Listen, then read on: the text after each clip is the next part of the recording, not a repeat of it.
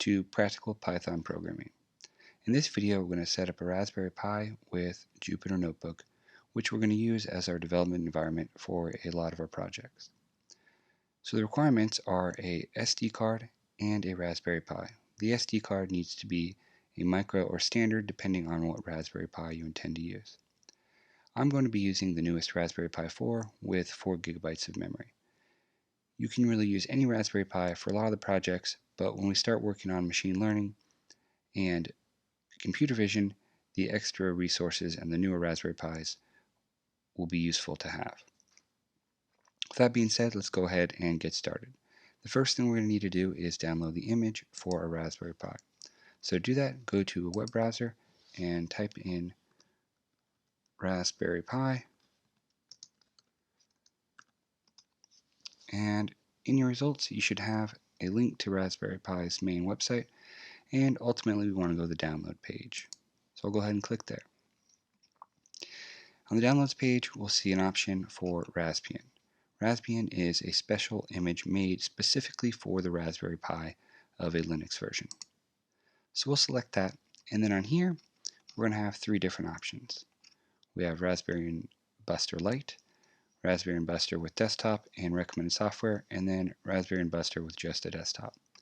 I'm intending to run most of our projects in a headless mode, so this is all we need right here. If you do intend to hook your Raspberry Pi up to a monitor or display at some point, you can go ahead and get one of these. It really shouldn't make a difference. If, like me though, you intend to just put it in a closet and run everything remotely, then this will save you a little bit of space and it'll be a little bit faster to download. I've already downloaded it, but you can go ahead and download the zip version or torrent version if you have a torrent client installed. While that's downloading, the next thing you can do is download the program we'll use to write that image to the SD card. We'll use a program called Etcher. So the first return you should get, Etcher right here. This will allow us to write our image we'll download onto our SD card so we can actually boot our Raspberry Pi. So choose your applicable operating system, Mac, OS, or Linux, and then go ahead and start downloading that. I've also have this already downloaded in my downloads folder, so I'm not going to do that at this point. If you're still waiting to download, you can go ahead and pause the video and rejoin me once you have both the image and Etcher downloaded. Once they're downloaded, you can go ahead and install them on the Mac, and you just go ahead and double click your DMG file, and it will open it up, and you can drag that right into your applications folder. On Windows, go ahead and follow the prompts to install Etcher on your system there.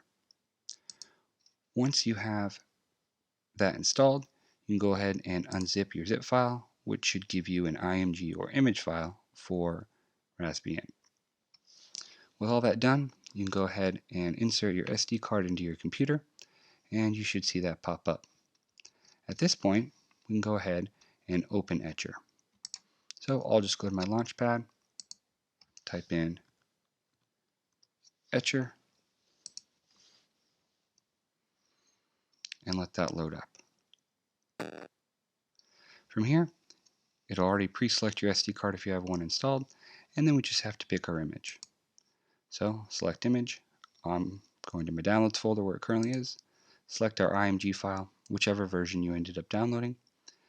Click open, and then you can select flash. On a Mac, make sure that you are on an account that has admin privileges, and I haven't messed around with whether or not you need a password, but it does appear to ask for a password every single time. So if it's having issues, go ahead and add a password to your account and ensure you do have those admin privileges. Enter the password, and it'll take a couple minutes to write that image to your SD card. At this point, I'm going to fast forward the video until the flashing of the memory card is complete.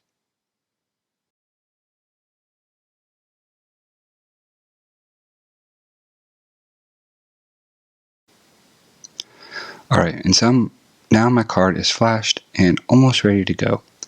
Most likely your card will be ejected. We have one last thing we need to do to it before we can stick it into our Raspberry Pi. So I'm going to pull my card out. The computer recognizes it. In order for us to operate in a headless mode where we can lock it away in a closet and not be concerned about it, we have to set it up with a couple different things. So to do that, I'm going to type in Raspberry Pi Headless, and we should see documentation from Raspberry's own site. There's two things we can do here. One is we can set up Wi-Fi ahead of time by setting up a config file. If you want to do that, you can copy all the text here into a file with this name, replacing everything between the quotes with your Wi-Fi network name and your Wi-Fi password. If you have a LAN connection, you don't need to worry about this. I'm going to hardwire my Pi in, so it won't be an issue for me. We can set up Wi-Fi later via SSH or through the terminal. In order to make SSH accessible, by default, it's not set up or it's not turned on. So what we need to do is enable that. To enable it, you have to create a file with the name SSH and drop it into your boot folder. It doesn't need any contents. All it does is look to see that the file exists when the Raspberry Pi boots up to turn that on so we can connect to it remotely. To do this, open up a text editor on your computer. I'm going to go ahead and launch my Launchpad and select Text Edit. I'll go ahead and do Save and give it the name SSH. Now, the thing is, when you save a text file, it may hide the extension, and we need it to be just SSH with no extension. So, going into an Explorer or your file view, you can go to the place where you stored the file, and we can take a look at that. Right now, you don't see an extension. However, over here, it says it's an RTF document. So what you can do on a Mac is do Finder, Preferences. Under Advanced, we can say Show All File Name Extensions. Windows has a similar setting that you can find as well. Once that's turned on, we can see that the extension is right there. So what I'll do is I'll select the file, remove that extension, so it's now just SSH with no extension. Confirm I want to remove that, and we're good to go. So I have my boot image right here for the SD card, so I can just drag that right over there, drop it in, and I'm good to go. You can also navigate to wherever your SD card is and drop it in there. Once that's done, you're ready to pull the card out of your computer and put it into your Raspberry Pi. So I'm going to go ahead and do that now.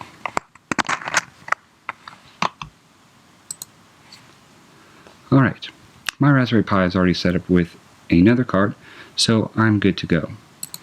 In order to connect to Raspberry Pi, you need to open up a terminal interface. On Mac, we can use the terminal to do that. So we'll do Launchpad again, type in terminal, and we're good to go. On Windows, you can use an application like Putty in order to SSH into your Raspberry Pi. To use SSH on a Mac, we're going to type in SSH, and then the username we're going to log in. In this case, it'll be Pi, and then we'll do @ The issue we'll run into at this point is we need the IP address of the Raspberry Pi. Because we're in a headless mode and we haven't pulled up any type of way to access the Raspberry Pi, we don't know what that is. So the easiest way to do this is to go into your router and take a look at connected devices. I happen to have a Netgear router, and it's on 10.0.0.1, and this will allow me to log in. Your address for your router may be 192.168.0.1 or something similar to that. Go ahead and find that, log in, and you should be able to see the IP address for your Raspberry Pi.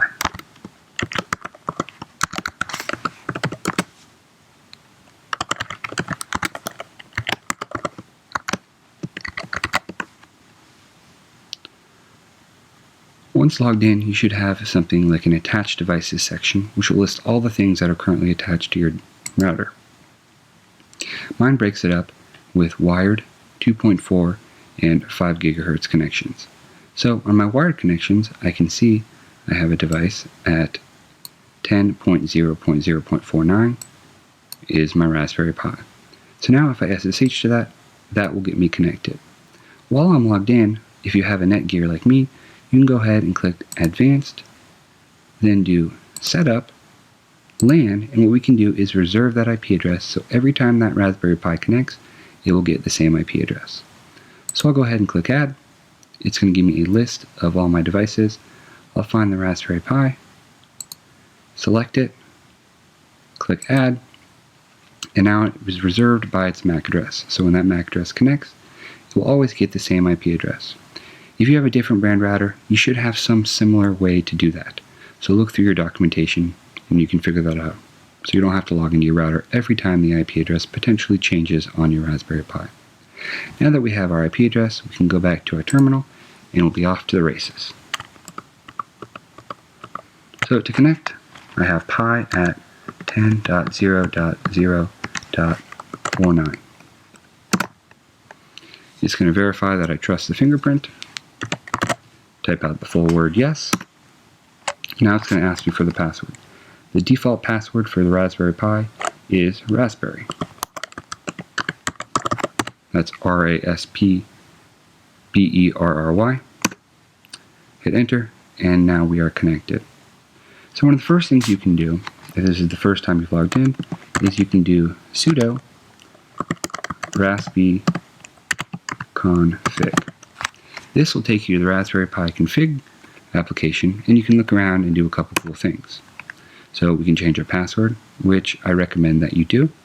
You can also set up network settings. So we can go in here, and if you haven't set up Wi-Fi yet, you can go ahead and enter your Wi-Fi settings. You can also do things like overclock your Raspberry Pi and change the different boot modes, whether you want to boot to command line or straight into a desktop if you chose a mode that allows for desktop. I'm not going to change anything at this point, but you're welcome to explore around in here a little bit. To escape out of here, I hit over key until I get to finish and select enter. Now our goal here is to set up our Raspberry Pi in a headless mode with Jupyter Notebook. Jupyter Notebook will allow us to access the Raspberry Pi through a web interface for us to program in Python. So to do that, we're going to use a program called pip to install Jupyter. Depending on which version you have, you may or may not have that installed. To check, we can go ahead and run the command to install. So we'll say sudo pip3 and Jupyter Lab is what we're going to type in, which includes a couple different pieces of software. Jupyter Lab. If we enter and you don't have pip3, then we're going to have to install that. To install that, we'll do sudo apt install python 3 tech pip. Hit enter, and now it's going to install pip for us, which is a package manager for Python. Now this may take a few minutes, depending on your internet speed and which Raspberry Pi you're using for it to get everything installed. So I'm going to go ahead and fast forward until mine is done. So mine has finished installing. If you're still waiting on yours, you can go ahead and pause the video.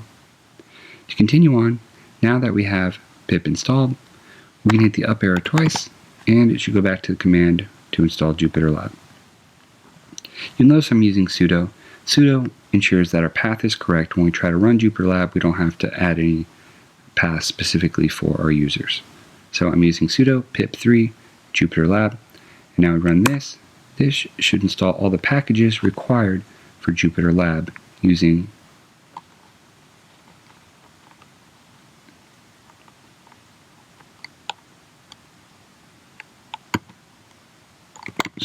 Jupyter pip install Jupyter Lab, sudo pip3 install Jupyter Lab. And there we go. So now it'll find Jupyter Lab and install all the packages we need in order for that to work correctly. Once again, I'm going to go ahead and fast forward until mine is installed.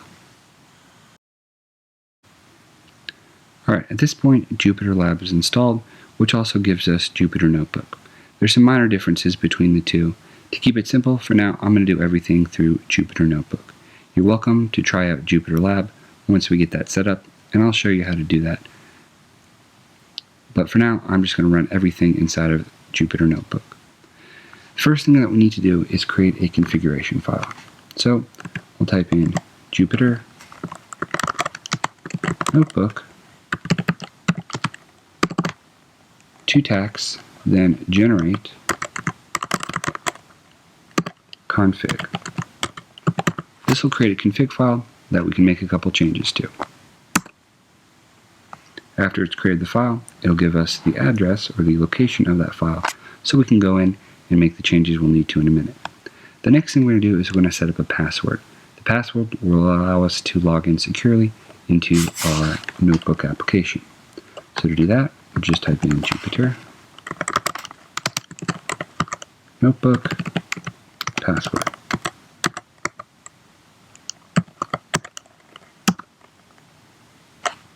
So pick a password that you like. And if you forget the password, all you have to do is log back into your Raspberry Pi, and you can run Jupyter Notebook password again to reset that. The last thing we need to do to allow us to connect remotely is change a single line in our config file. So I'm going to use a built-in application through my terminal called Nano, and then I'll copy the file location down there. Okay, hit enter, and this will open up an editor in the terminal. The file we're looking for is hidden in the 876 lines. So what we can do is you can hit Control W, which will give us where it is, and we can search. The config option we need is c.notebookapp.ip. So I'm just going to type in app.ip, enter, and it will take us to that line. The pounds before our file or our config option commented out.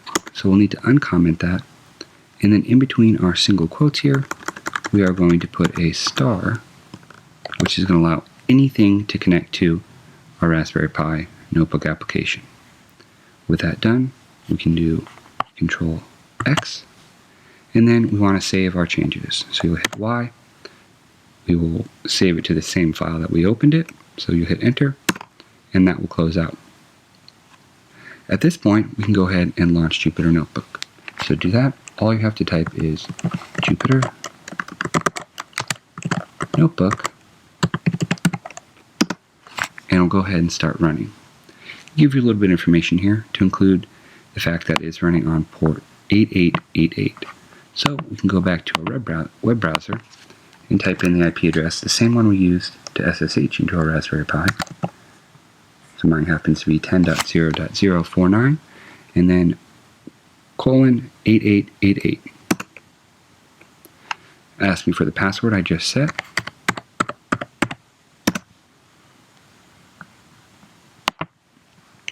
And now I'm inside my Jupyter Notebook application. What we can do here is create a new Python 3 notebook. And now we can go ahead and start programming in Python 3. So just to see how that works, we can say 2 + 2. In order to run the code in each box here, you just hit Shift, Enter, and it'll go to the next box and give us the output. If you're already familiar with Python, you go ahead and try to run a couple commands in here and start to get familiar. Our next video will dive into Jupyter Notebook a little bit more to show you how you can use it and what you can actually accomplish inside this application.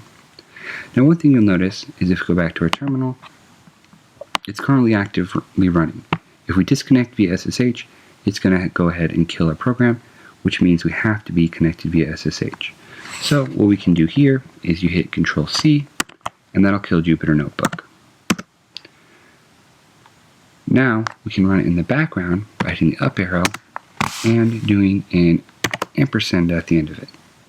So now when you hit enter, it'll run, and we'll still see all the displays that get set up, but now we can also interact with our SSH connection. So ls, I can see what files are there. And then I can also exit.